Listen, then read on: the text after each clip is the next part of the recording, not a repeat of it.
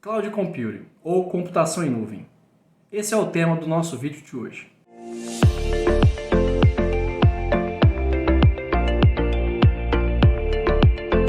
Olá, eu sou o Marcon e esse é o Whats, o canal do conhecimento. Hoje a gente vai conversar um pouquinho sobre o que é a computação em nuvem ou Cloud Computing. Bom, antes de mais nada, se você está gostando dos nossos vídeos, se inscreve no nosso canal e recomenda ele para os seus amigos. Ah, e não esquece de deixar o like. Para falar um pouquinho da Cloud Computing ou da computação em nuvem, vamos entender rapidamente dois fatos marcantes que podemos entender como o início do conceito e a evolução do conceito. Bom, na década de 60, o John McCarthy, um grande pesquisador da área de inteligência artificial, pai da linguagem Lisp, começou a perceber que havia a possibilidade de se aproveitar servidores e máquinas em seu tempo ocioso. E aí ele criou um conceito onde ele dizia que era possível compartilhar uma mesma máquina com mais de uma pessoa, com 2, 3 pessoas. Ele nomeou esse processo como Utility Computing. Porém, na época, os recursos eram muito poucos e a evolução tecnológica ainda estava começando, então não foi possível evoluir com esse tema. Décadas depois, em 1997, um professor e também pesquisador, Ramesh Yellappa, numa das apresentações acadêmicas, sugeriu a computação em nuvem. E depois disso, o termo e o conceito computação em nuvem começou a evoluir, ganhar espaço e a ser divulgado amplamente. Mas o que é então essa tal computação em nuvem? A computação em nuvem, ou Cloud Computing, é um conjunto de processos que englobam softwares, que engloba plataforma e que engloba infraestrutura. Esses aí são os 3 grandes grupos básicos que fazem com que a nuvem ou a cloud permita que consigamos utilizar programas, ambientes de desenvolvimento e até mesmo infraestrutura disponível na rede, na internet, de forma remota, aonde com um simples login e senha você consegue acessar e trabalhar ou executar essas tarefas e atividades. A nuvem então é um conjunto dessas aplicações e ferramentas, as quais são fornecidas por grandes fornecedores, por grandes empresas que investem pesado nessa estruturação e disponibilizam isso de forma que cada pessoa pode utilizar proporcionalmente e pagar também proporcionalmente àquilo que vai consumir. Para ficar um pouco mais claro, vamos detalhar quais são esses 3 grandes grupos que compõem a nuvem ou a Cloud Computing. O primeiro deles é o SaaS, que é o Software as Service, ou software como serviço. O software como serviço compreende aquelas ferramentas que você utiliza no teu dia a dia, no teu celular, no teu tablet, no teu notebook ou no teu desktop. Que ferramentas? As ferramentas Google, por exemplo, o Google Sheets, o Google Docs, o Google Fotos, o Google Apresentações, são programas que você utiliza na nuvem. Temos também o Office 365, que engloba todo o pacote Office de forma online, também está na nuvem. Fechando então o conceito, o SaaS, que é o Software como Serviço, são os programas que antes da nuvem existir, havia-se a necessidade da gente fazer a instalação desses programas. Com a nuvem, não há mais essa necessidade. Você acessa a nuvem através de um navegador com esses dados e você consegue trabalhar e executar as suas atividades diárias, teus arquivos, fazer backup das suas fotos e tudo mais. A segunda estrutura é a PaaS, que é a Platform as Service, ou Plataforma como Serviço. Ela é um pouco mais transparente para nós, meros usuários digitais. Por quê? Ela está muito voltada para as empresas e para os desenvolvedores. Logicamente, para as empresas de desenvolvimento também. O que é então essa plataforma como serviço? São estruturas de desenvolvimento de software que permitem que esses profissionais, essas empresas, consigam trabalhar também de uma forma muito parecida com a nossa utilização dos programas, mas em estruturas e plataformas específicas para desenvolvimento. Desenvolvimento de softwares, de sistemas ERPs, entre outros. Facilita novamente que você não precisa ter uma estrutura de instalação. As grandes empresas e as startups têm se utilizado muito dessa ferramenta, porque ela não precisa investir em licença, ela não precisa comprar mídias de instalação. Um exemplo de plataforma como serviço, a Microsoft Azure, que é uma estrutura de desenvolvimento na nuvem.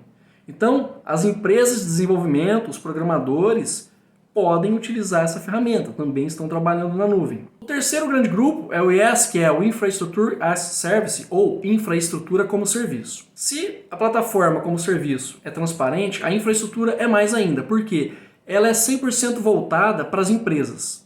porque ela trata das estruturas físicas, dos servidores. Também da mesma forma, aonde os grandes fornecedores desses serviços, dessas estruturas, disponibilizam de forma remota grandes servidores ou pequenos servidores com grandes capacidades ou médias capacidades de processamento e armazenamento. Um fato muito interessante desse conjunto de serviços é que as empresas que necessitam disso conseguem ter um custo muito acessível, muito interessante, porque ele consegue pagar de acordo com o uso. Por exemplo, uma pequena empresa que necessita de um servidor, mas com uma velocidade X e um processador X, vai pagar um custo mensal proporcional à estrutura.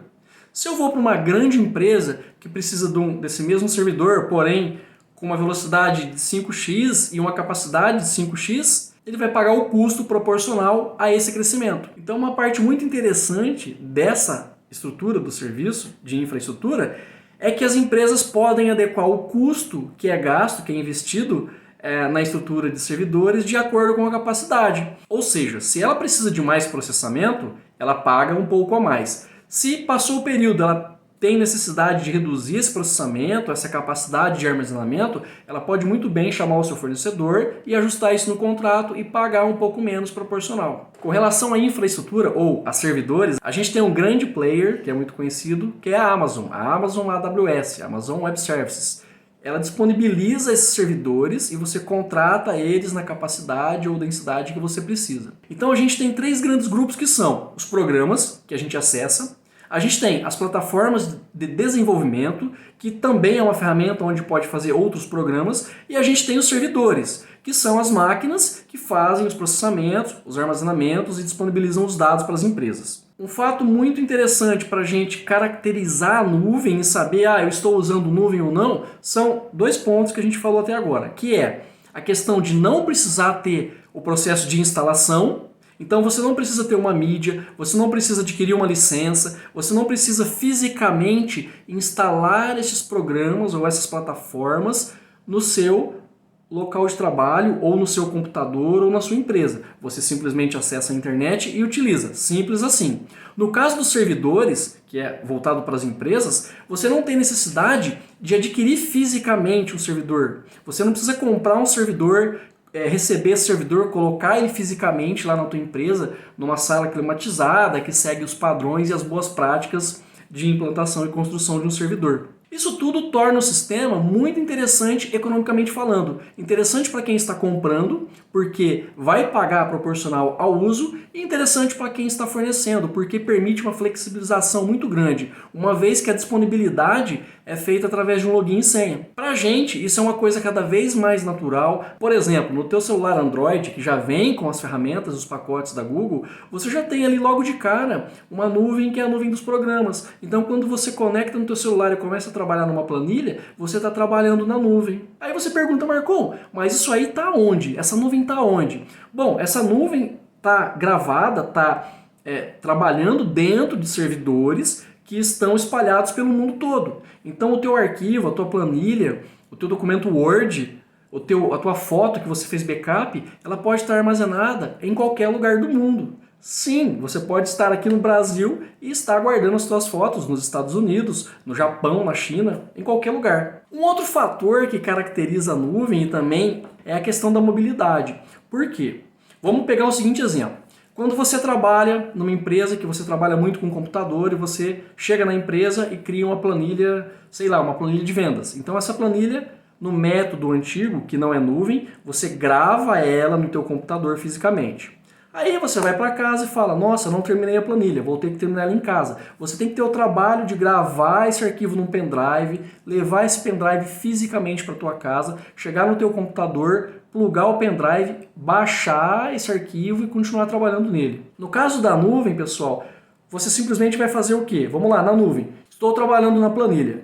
Finalizei o meu trabalho, saí. Não levo nada. Chego na minha casa, ligo o meu computador, acesso pelo navegador a estrutura, a plataforma, vou ter um usuário e uma senha fornecida pela empresa ou pelo serviço que eu contratei, eu simplesmente acesso o arquivo. Então tem a questão da mobilidade e da facilidade de acesso. É muito tranquilo você acessar o seu arquivo, a sua foto ou o seu backup. Já já a gente vai falar um pouquinho de backup também, que é uma ferramenta muito forte da nuvem. A nuvem, ou as nuvens, a gente pode distribuir ela e dividir ela da seguinte forma. A gente tem os grandes players, os grandes fornecedores de nuvem, e a gente pode fazer uma composição, quando eu olho um pouco mais para o ambiente empresarial, da seguinte forma. As nuvens públicas, as nuvens privadas e as nuvens híbridas. Quando eu tenho uma computação em nuvem pública, toda a minha informação está 100% guardada em servidores espalhados em qualquer lugar do mundo. Porém, se eu tenho uma empresa e eu tenho uma preocupação muito forte com a questão da segurança, de alguns dados que podem sim ser estratégicos para a empresa, eu posso muito bem criar uma nuvem própria. De que forma? Eu construo uma pequena estrutura fisicamente em algum lugar, ou posso até mesmo alocar isso de uma outra empresa que forneça esse serviço e em determinados momentos eu coloco essa estrutura para conversar com a nuvem pública, o que não deixa de ser uma segunda nuvem, só que uma nuvem privada. Essa nuvem privada, quem vai ter acesso? Somente a minha empresa, somente as pessoas que trabalham na empresa. Quando eu combino essas duas nuvens, eu estou falando de uma nuvem híbrida, de um cloud computing híbrido, ou de uma computação em nuvem híbrida. Bom, até aqui então a gente entendeu o que é a nuvem. A gente entendeu que a gente consegue acessar a nuvem de forma remota. Cada vez mais a tendência é que a gente se estenda para os trabalhos em nuvem. A questão de ter esta acessibilidade, esta facilidade, e por serem muito intuitivos, eles têm cada vez mais migrado as nossas informações, os nossos dados para essa nuvem. Diante de todo esse conjunto de informação que está na nuvem, um fator muito importante que cada vez mais a gente tem usado é o backup na nuvem. Quando eu falo de backup, eu estou falando de cópias de segurança. Eu estou falando de garantir que algumas informações, que alguns documentos, que alguns vídeos ou que algumas fotos que eu tenho sejam guardados. Guardados aonde? Na nuvem. Então, as ferramentas de backup hoje também têm cada vez mais ganhado espaço nessa área, nessa estrutura. Por quê? Imagine você, um grande fotógrafo que trabalha com arquivos de imagem, que são arquivos pesados, que são arquivos grandes. Você precisa a todo momento estar guardando esses arquivos. E os recursos tecnológicos que a gente tem, físicos, por exemplo, se você tem um HD, se você tem um pendrive de alta capacidade, chega uma hora que ele ocupa o espaço ali e você não consegue gravar mais, então você tem que comprar outro e outro e outro. Ao passo que se você contrata um serviço na nuvem, você simplesmente pode salvar o teu trabalho na nuvem e ter ele disponível a qualquer momento. Evidentemente, pessoal, que quando eu estou falando de processos de backup ou de armazenamento de grande capacidade, a gente muitas vezes tem que contratar um serviço. Então esses grandes players, esses grandes fornecedores que a gente citou aqui atrás, eles oferecem hoje pacotes para todo tipo de tamanho e para todo custo. Tanto para pessoas físicas, com pequenos espaços, médios espaços e grandes espaços, como para empresas e grandes empresas, com espaços gigantescos e até mesmo ilimitados. Bom, não dá para negar que cada vez mais a gente vai migrar para isso, frente à facilidade e à oportunidade que isso oferece. Sobre nuvem, pessoal, é isso, o recado tá dado. E aí, você tem usado muito a nuvem? Conta pra gente, deixa aí no comentário. E se você gostou do vídeo, não deixe de deixar o like. Se inscreve no canal, divulga, passa para os seus amigos. O Whats, como sempre, o canal do conhecimento trazendo informação de qualidade. E eu fico por aqui, até o próximo vídeo. Tchau!